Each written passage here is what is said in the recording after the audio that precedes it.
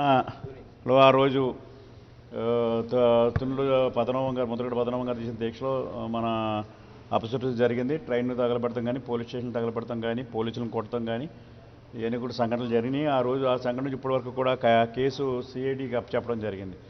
ఆ CID identify చేసి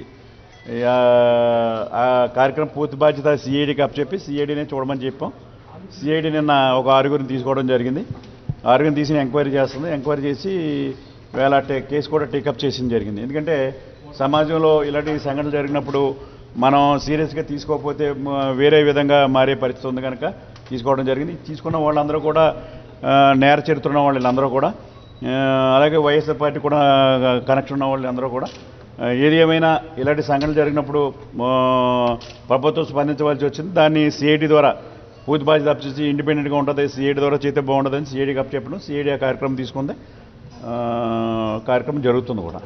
ఇంకా చాలామంది ఉన్నారు. ఇప్పుడు 6గురిలో ఆ సంఘటన కొన్ని వేల సంఘటన జరిగింది.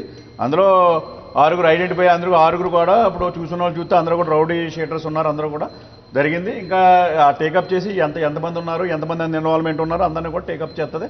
టేకప్ చేసి పని ప్రారంభించింది.